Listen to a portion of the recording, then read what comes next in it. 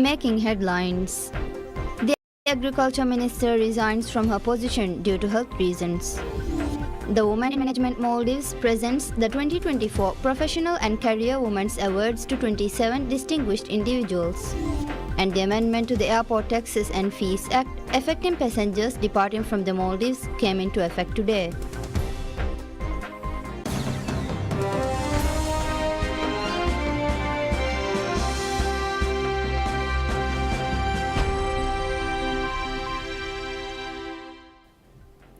Bismillahirrahmanirrahim. Assalamu alaikum and welcome to PSM News in English with me, Idham Aim.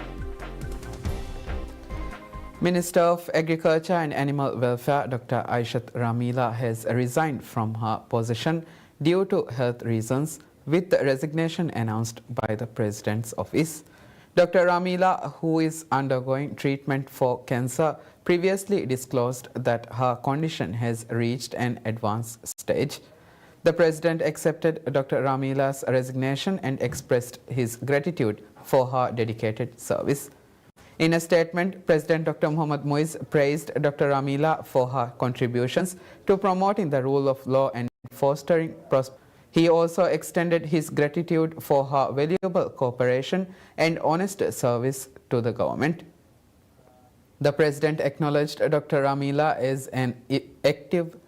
He also wished her a speedy and full recovery, praying for her strength, patience, and a brighter future ahead. Dr. Aishat Ramila was appointed Minister of Agriculture and Animal Welfare in November 17, 2023, during which she made a significant strides in her field.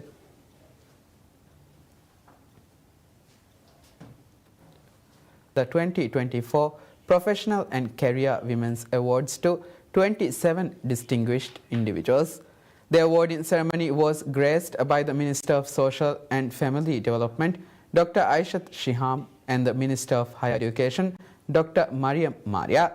The Professional and Career Women's Awards, an annual event organized by Women in Management Maldives, seeks to recognize and celebrate the significant achievements of women across various sectors, while also encouraging further progress. This year, the award was conferred upon 27 women who have demonstrated exceptional success in business and their respective careers. During the ceremony, Zahiya Muhammad from Ukulas Alif Alif et al. Was presented the Women of the Year award.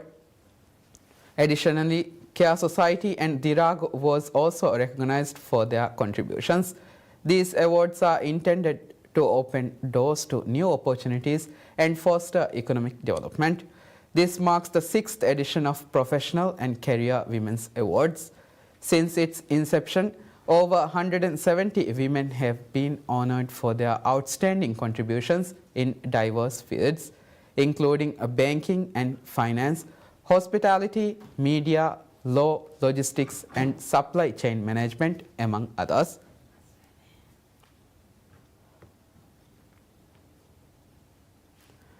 The amendment to the Airport Taxes and Fees Act affecting passengers departing from the Maldives came into effect today.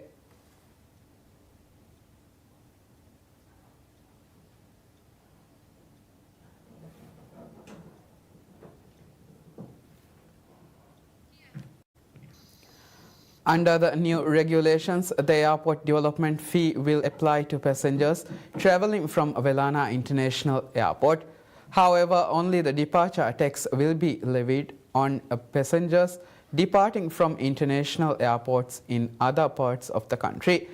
The amendment raises airport development taxes and fees for foreign travelers. The fee for economic class passengers will increase from USD 30 to USD 50, while business class fares will rise from USD 50 to USD 120. First class fares will jump from USD 90 to USD 240, and fees for private jets will increase from USD 120 to USD 480. These changes are part of the government's broader fiscal reform agenda, with the Ministry of Finance estimating an overall revenue increase of USD 169 million. Despite these adjustments, The fees for Maldivian passengers traveling in economy class will remain unchanged. According to the Maldives Inland Revenue Authority, MIRA, 97.8% of passengers who traveled abroad last year were in economy class, while 90.2% of foreign travelers also flew in economy class.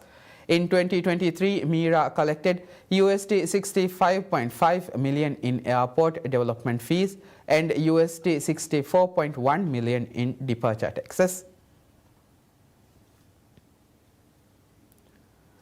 The Controller General of Maldives Immigration, Shamman Wahid, has emphasized that recent raid operations in the Maldives focused on tackling illegal immigration, particularly targeting businesses operating under the names of Maldivians and setting up factories in households. These businesses, often involved in food production, raise significant concerns regarding poor hygiene and the sales of products misrepresented as locally produced. In a special interview with PSM News, Shamman discussed the government's efforts over the past year to address illegal immigration. He highlighted the significant progress made, including reforms to the immigration system and the development of specialized software designed to streamline operations and facilitate information sharing between government agencies. Shamman also noted the collaboration with enforcement agencies under the Ministry of Homeland Security and Technology to tackle the issue in a comprehensive manner. He revealed that over 5,000 foreign nationals involved in illegal businesses had been deported in the past year. Ongoing special inspections are being conducted to identify illegal foreigners, with companies employing them being subject to fines. In addition to deportations, the government is gathering detailed information on all foreigners working in the Maldives and accelerating the collection of biometric data to identify foreign nationals residing in the country. Maldives immigration facilitates the opportunity to collect passports from Kudahuadu, Dal Atoll, which are submitted via the online platform Imuga. In a social media post, Maldives immigration stated that passports can now be collected from Kudahuadu. As such, immigration said that individuals who wish to collect their representative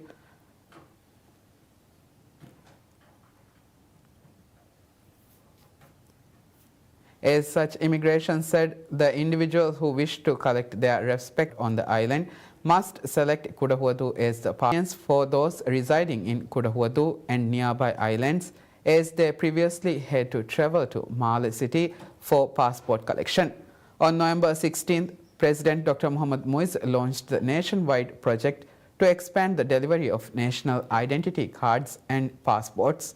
This project is scheduled to be completed next year. Passport collection services are currently offered in Male City and Diddu in Halif Atoll. Decisions have also been made to launch these services in Fonadu, Lam Atoll this year. We will be back after a short break.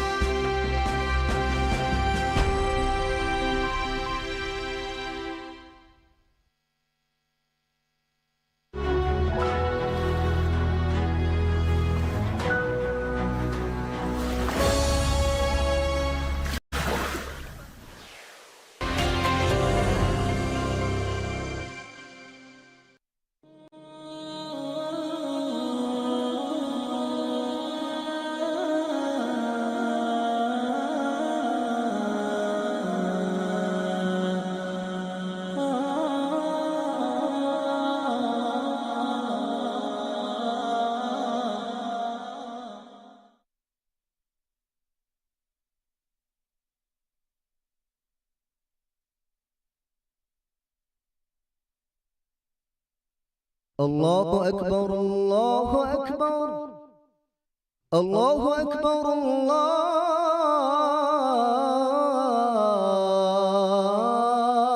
الله أكبر أشهد أن لا إله إلا الله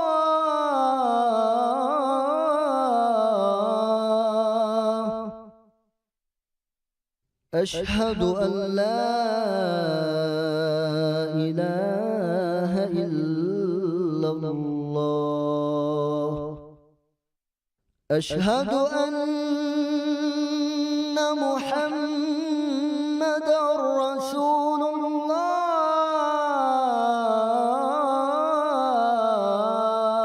الله أشهد أن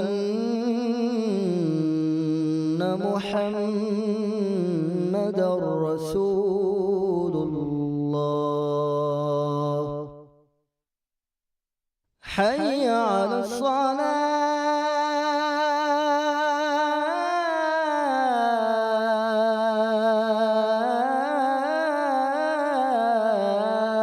الصلاة حي على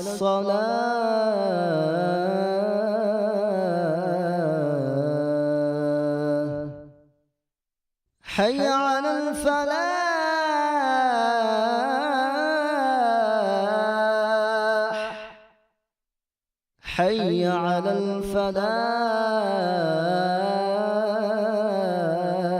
الفلاح الله أكبر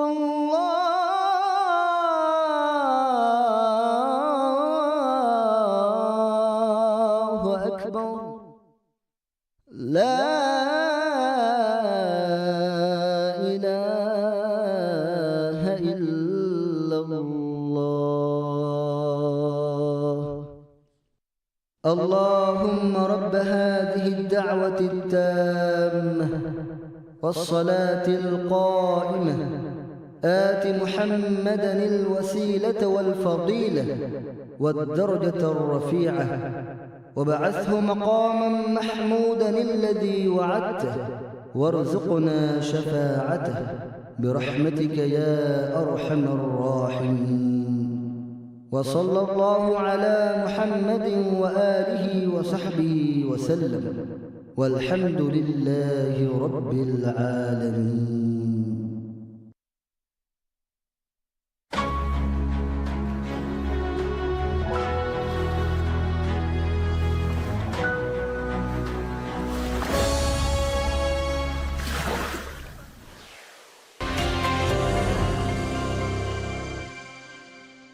मी जमानतक वंदन हल्लु नुवै ಗೆದರುಗೆ ಮಸಲೆ ತಾಬದ ಇರಾದು ಕವಿಯ ಹಲ್ಲು ದಿಂದಾನ ಹಲ್ಲು ಕೊದ್ದೆ ಅಳಗಣ್ಮೆಂಗೆ me ರಾಜ್ಯಗ ತರಗ್ಗಿಗೆ ಗಿನ ಮಶ್ರೂತಕ್ಕೆ ಕುರಿಯಂಗೆ ಬಗೆಂದೆ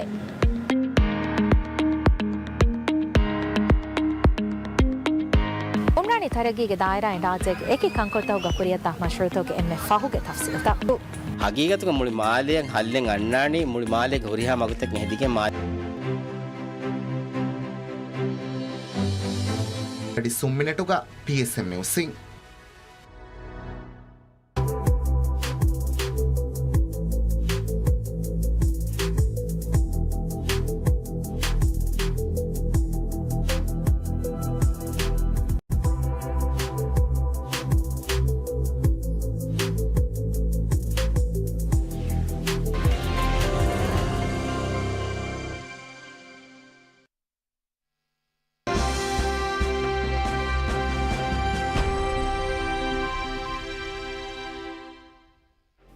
Welcome back to PSM News in English.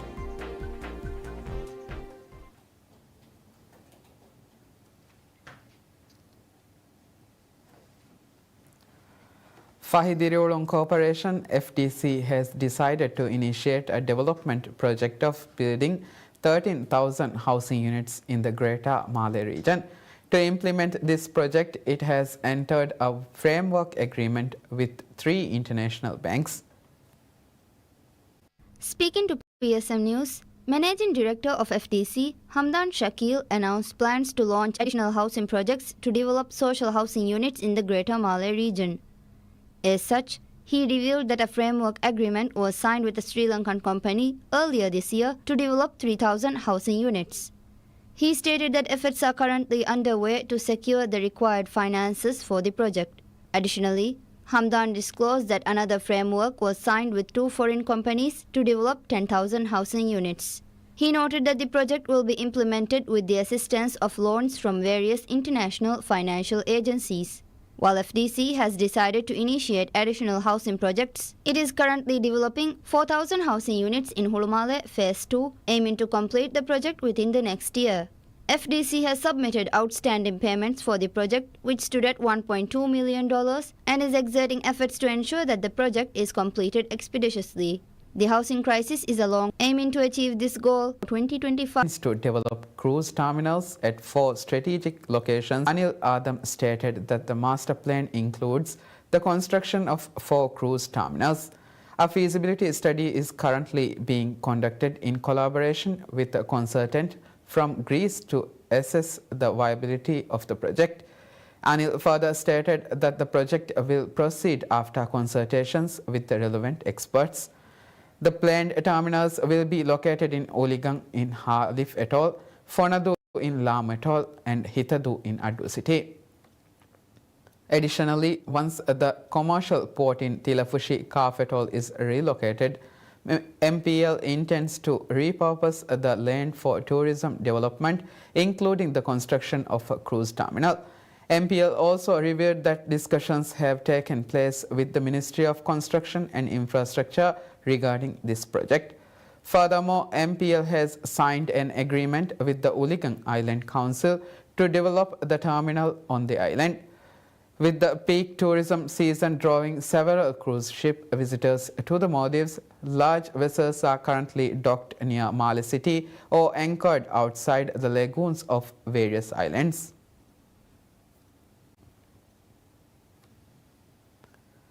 Bank of Maldives BML has appointed Saha Wahid as the Deputy CEO and Chief Operations Officer (COO) of the bank. The appointment was made following significant changes brought to BML's leadership structure. BML revealed that Sahar has over 18 years of experience in banking, undertaking responsibilities related to banking operations, legal and corporate affairs, human resources, administration and properties, and the procurement of the bank as well.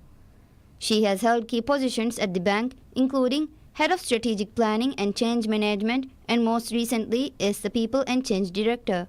Sahar also holds a Bachelor of Science in Economics and Economic History from the London School of Economics and Political Science, as well as an LLM in Commercial Law. She also holds a Chartered Banker professional qualification from the Asian Institute of Chartered Bankers. To align its organizational structure with its long-term strategic goals, BML announced its new executive management team today as well. As such, Nandana Senaviratne was appointed as the Chief Financial Officer and Gary Lawton was appointed as the Chief Risk Officer. Additionally, Adli Ahmad Didi was appointed as the Chief Technology Officer, Musa Nimal as the Chief Business Officer, Rashfa Jaufar as the Chief Credit Officer, Aishat Zamra Zahir as the Chief Marketing Officer, and Hassan Kalam as the Chief Islamic Banking Officer. Regarding the appointments, CEO of BML Muhammad Sharif stated that each individual appointed to the position were experts in their respective areas. He expressed confidence in their capabilities in driving BML's vision of supporting individuals, businesses and communities across the country.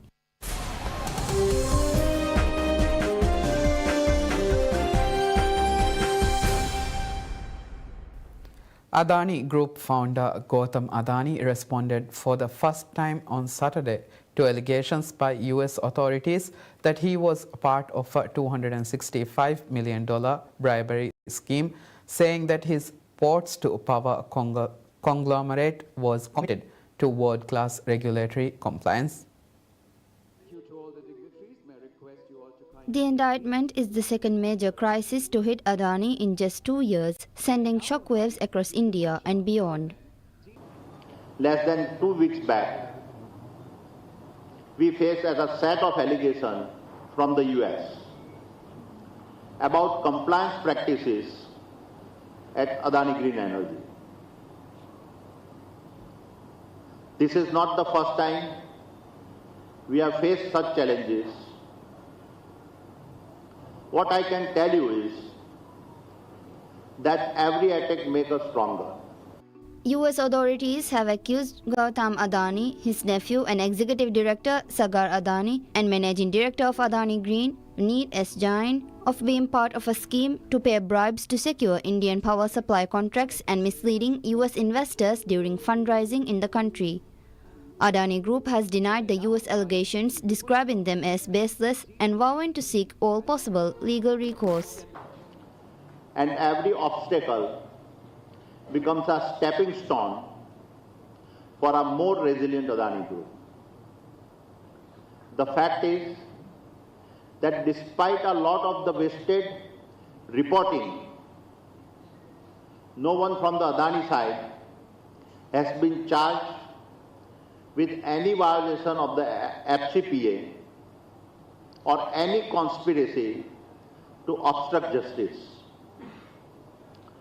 Yet, in today's world, negativity spreads faster than facts. And as we work through the legal process, I want to reconfirm our absolute commitment to world-class regulatory compliance. Adani Group's finance chief rejected the allegations, while the Indian government said it has not received any US request regarding the case. At one point, Adani Group's listed companies saw as much as $34 billion wiped off their combined market value, but the stocks have recovered ground as some partners and investors have rallied behind the conglomerate.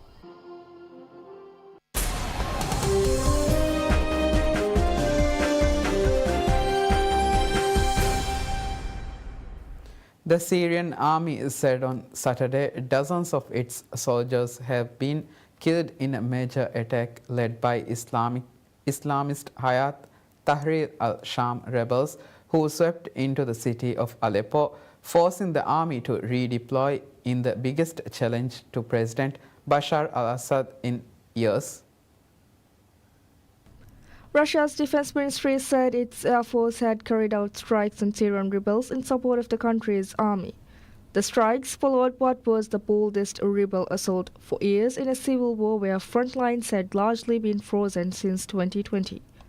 Hayat Tahrir al-Sham, or HTS, once known as the Nusra Front, is designated a terrorist group by the US, Russia, Turkey and other states. Assad is a close Moscow ally. In Washington, the White House National Security Council said it was closely monitoring the situation and had been in contact with regional capitals over the last 48 hours. NSC spokesperson Sean Sabat said Syria's refusal to engage in a political process and its reliance on Russia and Iran had created the conditions now unfolding, including the collapse of Assad's regime lines in northwest Syria. Sabat said the US had nothing to do with the offensive led by a designated terrorist organization and urged de-escalation and a serious and credible political process under the 2015 UN Security Council Resolution 2254, which laid out the steps for ceasefire and political transition. The war, which has killed hundreds of thousands of people and displaced many millions, has ground on since 2011 with no formal end, although most majority fighting halted years ago after Iran and Russia helped Assad's government win control of most land and all major cities. Acknowledging the rebel advance, the Syrian Army Command said insurgents had entered much of Aleppo. After the army said it was preparing a counterattack, airstrikes targeted rebel gatherings and convoys in the city. One strike caused casualties in Aleppo's Basel Square. The state-run Russian Center for the Reconciliation of the Enemy Parties in Syria said missile and bomb strikes against the rebels had targeted militant concentrations, command posts, depots and artillery positions in Aleppo and Idlib provinces. It claimed about 300 rebel fighters had been killed. That's it for tonight. Thank you for watching PSN News.